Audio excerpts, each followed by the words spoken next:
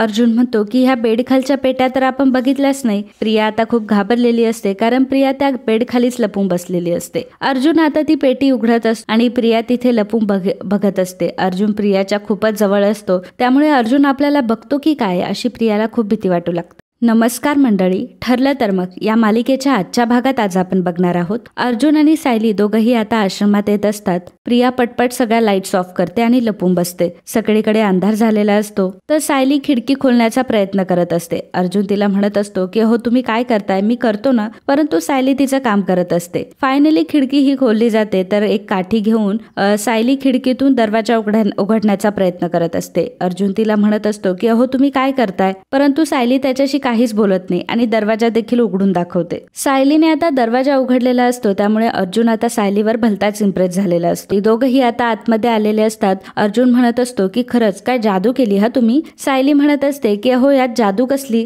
पूर्वी जेव्हा प्रियाला घरी यायला उशीर व्हायचा ना तेव्हा ती अशा मार्गाने घरी यायची. खिडकीची कडी सुद्धा वाकवून ठेवली होती आणि ही गोष्ट मला माहित होती आणि तिनेच एकदा फुशारकी मारून हे देखील कुसुमताईला सांगितलं होतं की मी कशी यायची ते. अर्जुन म्हणत असतो की ओव्हर स्मार्ट कुठली, पण तुम्ही मात्र स्मार्ट आहात हा. सायली म्हणते की आता तुम्ही माझं कौतुकच करत बसणार आहात का, की आपण ज्या कामासाठी आलोय ते पण करणार आहात. प्रिया मनामध्ये म्हणत असते की ही सायली आणि कुसुम दोघीही चुगलखोर आहेत, म्हणजे ही सायली अर्जुनला माझ्याबद्दल असंच काहीतरी सांगत असणार.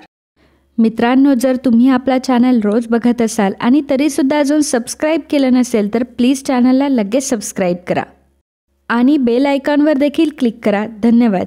सायलीला मात्र आश्रमात आल्यामुळे सायलीच्या पुन्हा सगळ्या आठवणी जागा झालेल्या असतात आणि आश्रमात घालवलेले सगळे क्षण तिला आठवत असतात. अर्जुनने तोपर्यंत शोधण्यासाठी सुरुवात देखील केलेली असते, तर प्रिया मात्र त्या दोघांना घाबरून इकडे तिकडे पळत असते. इकडे रविराज हा तन्वी झोपली की नाही हे बघण्यासाठी तन्वीच्या रूमकडे येत असतो आणि तन्वीच्या बेडमध्ये तन्वीच्या जागी नागराज झोपलेला असतो. रविराज जवळ येतो. तन्वीला तो उठवणारच, तेवढ्यात तो विचार करतो की कशाला तन्वीला उठवायचं, दिवसभर दमली असेल बिचारी, उगाच तिला उठवायला नको असं म्हणून आता रविराज पुन्हा माघारी फिरतो. रविराज गेल्यावर नागराज आता उठून बसतो आणि म्हणत असतो की मी खूप थोड्यावरून वाचलो आणि ह्या प्रियाला इतका का वेळ लागतोय, अजून किती वेळ खिंड लढवायची मी, असं म्हणून पुन्हा पांघरून घेऊन आता नागराज पुन्हा झोपून घेतो. सायली अर्जुनला म्हणत असते की किती दिवसांनी आज मी आश्रमात आले, खरं तर हा आश्रम नाही तर घर आहे माझ्यासाठी. आम्ही सर्वजण इथेच जेवायला बसायचो, काकू इथे झोपायच्या आणि इथेच मशीन काम करायच्या. ह्या कोपऱ्यात मुलं अभ्यास करायला बसायची. अभ्यास कसला, दंगाच नुसती करायची. ह्या बेडवर तर कित्येक वेळा मी रश्मी आणि मानसीला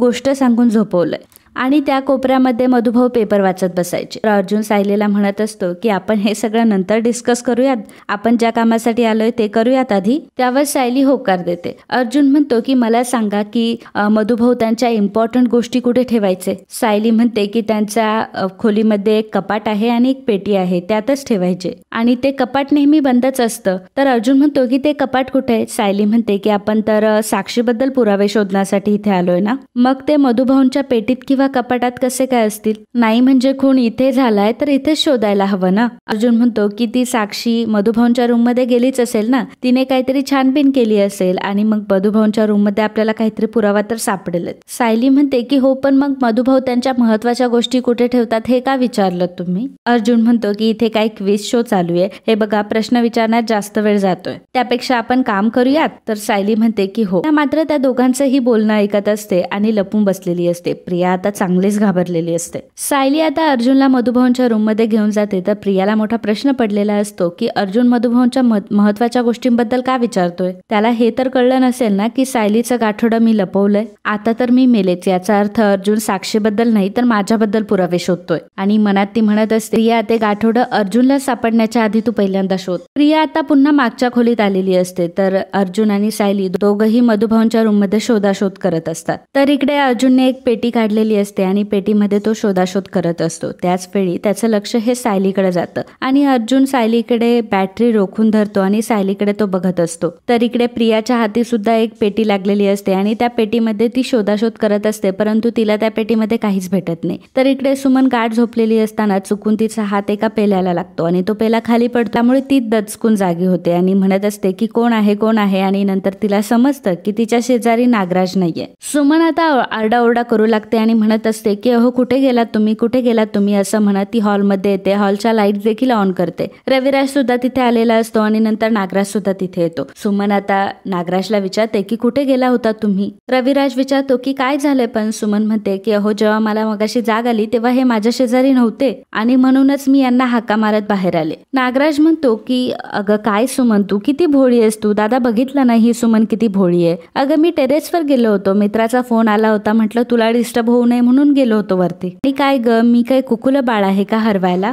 उगीच दादाची झोपमोड केलीस तू. सुमन म्हणते की सॉरी हा दादा. रविराज म्हणतो की ठीक आहे काही प्रॉब्लेम नाही. रविराज आता रूम मध्ये जायला लागतो तेव्हा सुमन म्हणते की पण भाऊजी मी एवढा आरडाओरडा केला, एवढी ओरडले, परंतु तन्वी खाली नाही आली. नागराज म्हणतो की काय बोलायचं आता हिला, ती पोरगी दिवसभर अभ्यास करत होती, थकली असेल, झोपली असेल गाढ बिचारी, आणि तिच्या खोलीत एसी आहे, तिला बाहेरचा आवाज नाही ऐकू येणार. सुमन अगं तू पण ना काही पण विचार करत असते. रविराज म्हणतो की अगं सुमन हो मगाशी मी सुद्धा गेलो होतो ना तेव्हाही ती गाढ झोपलेली होती, टेबल लॅम्प सुद्धा बंद करायला विसरली होती. सुमन म्हणते की हो का भाऊजी, बरं गुड नाईट. आणि मग रविराज देखील वरती निघून जातो. नागराज म्हणत असतो की अगं सुमन तू कशी आहेस ग, किती भोळी आहेस तू, जा बरं तू वरती, मी पाणी पिऊन येतो. आणि मग सुमन वरती निघून जाते. नागराज मात्र खूप घाबरलेला असतो आणि म्हणत असतो की आता मी थोडक्यात वाचतो, मी एक काम करतो, मी प्रियाला कॉल करून विचारतो. नंतर तो विचार करतो की नाही कॉल नको, मी मेसेज करतो. आणि तो तिला मेसेज करतो की प्रिया अगं तुझं गाठोडं सापडलं की नाही, इथे मी आता थोडलोय, नाही तर सगळी वाट लागून बसेल. तर प्रिया इकडे शोधाशोध करत असते. तिला नागराजचा मेसेज आलेला असतो, मोबाईल व्हायब्रेट झालेला असतो. प्रिया लगेचच मेसेज बघते आणि म्हणत असते की हे सगळे किल्लेदार काय माझ्याच पाठी लागलेत का. प्रिया आता हॉलमध्ये बघते आणि हॉलमध्ये ती शोधाशोध करत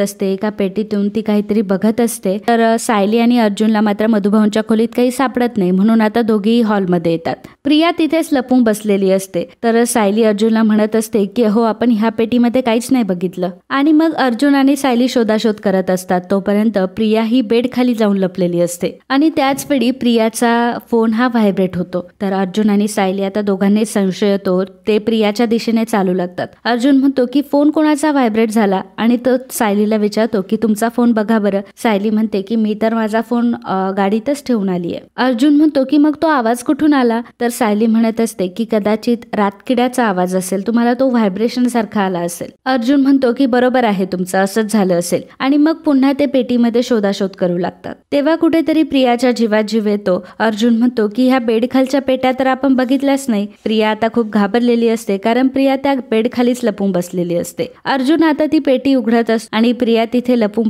बघत असते. अर्जुन प्रियाच्या खूपच जवळ असतो, त्यामुळे अर्जुन आपल्याला बघतो की काय अशी प्रियाला खूप भीती वाटू लागते. आणि मित्रांनो आजचा हा भाग इथेच संपतो. पुढील भागात आपल्याला पाहायला मिळणार आहे सायली अर्जुनला म्हणत असते की आपण सगळा आश्रम पालथा घातला परंतु आपल्या हाती काहीच लागलं नाही आणि आपण जर कोर्टाच्या परवानगीने इथं आलं असतं तर गोष्ट वेगळी होती. तितक्यातच पोलीस गाडी आलेली असते. पोलिसांच्या गाडीचा आवाज ऐकून आता अर्जुन आणि सायली घाबरतात. तर तिथे ते आता लपण्याचा प्रयत्न करत असतात. पोलीस आता शोधाशोध करत असतात. तर एका ठिकाणी पाचट ठेवलेलं असतं आणि त्या पाचटामध्ये अर्जुन आणि सायली लपलेले असतात. पोलीस काठीने ते पाचट इकडे तिकडे करत असतात आणि काठी ही त्या पाचटामध्ये खुपसत असतात. त्यावेळी सायलीला अर्जुन लगेचच बाजूला ओढून घेतो. त्यावेळी पोलीस सायलीच्या पाठीमध्ये ती काठी खुपसणार असतात. तेवढ्यातच अर्जुन सायलीला बाजूला ओढतो आणि स्वतः तिथे जातो. त्यामुळे पोलिसांची काठी ही अर्जुनच्याच पाठीमध्ये खुपसते. अर्जुनला ओरडताही येत नाही अर्जुनला, कारण खूप जोरात लागलेलं असतं. सायलीच्या डोळ्यात मात्र पटकन पाणी येतं.